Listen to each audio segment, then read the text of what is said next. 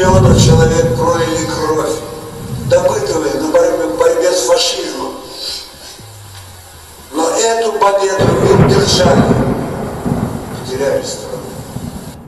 Солдатами мы были великой державы, с достоинством, честью народом служили. Мы мир берегли, равенство, братство. Нет высшей идеи для всего человечества. Революция было начало для юных сердец советской страны. Бороться с врагом, не щадя своей жизни, за Родину, за свободу, за мир на земле. Я с прошлого столетия, страны социализма, потомок тех дней, победивший фашизм. Теперь нет страны, которой мы клялись, где за будущее наше мы не боялись. Революция было начало, революциям теперь нет конца. Свободы болтать мы как-то добились, умом непостижимым стала страна. В нас нет той свободы, нет равенства, братства. Торжество справедливости служит власти богатства. Не стало тех дней с безоблачным небом, невыносимо жить стало лишь хлебом единым. Революция было начало, с ленинской искрой, правдой в глаза.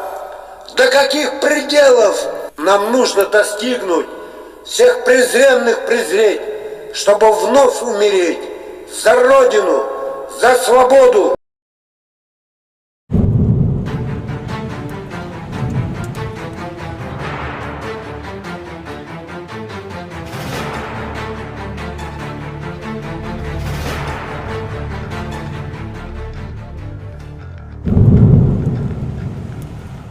Великая победа над Японией, потому что никто не ожидал, что действительно наши воины проявились смелость в таких высокогорных местностях, труднодоступных районах, сумели танки туда переправить. И, слово, наверное, дадим танкисту. Владимир Михайлович добавит, пожалуйста. Капитуляцию Японии подписали на палубе американского линкора «Миссури». Это уже все знают. А вот не все знают, а теперь этот линкор «Миссури». Что с ним стало? Если кто-то есть, скажите. Он как наша «Аврора» на Неве стоит, а «Миссури» в Гонолулу, на причале. И тоже сделали как музей, и там посещают люди. Просто про это мало кто знает. О том, что подписывал от американцев МакАртур, генерал, вы знаете, это ярый антисоветчик, который и был готов бросить ядерные бомбы и на Россию. Он так и остался до конца дней антисоветчиком.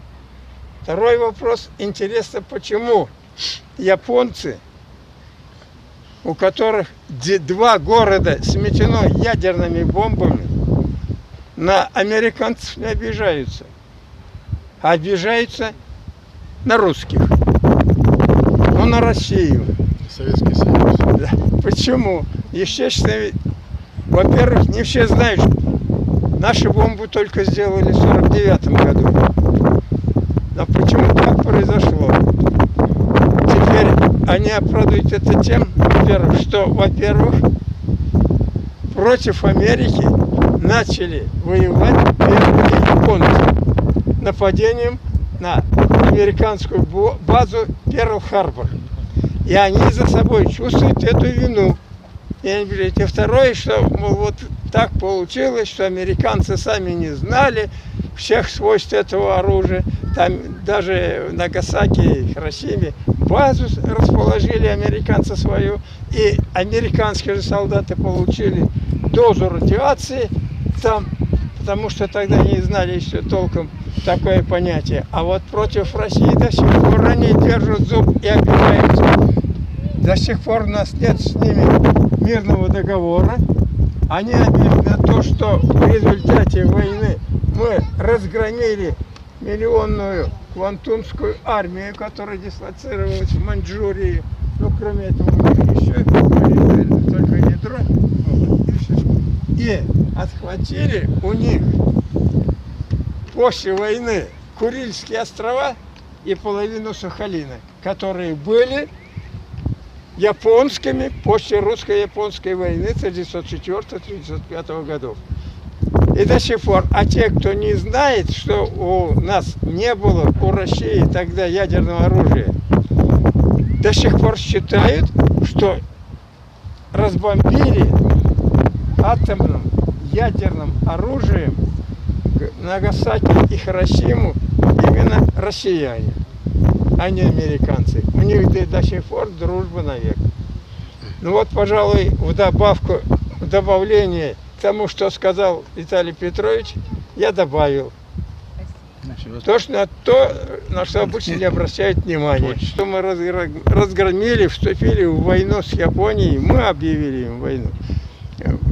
Самое главное, мы должны помнить это, и сегодня мы для этого пришли, чтобы возложить цветы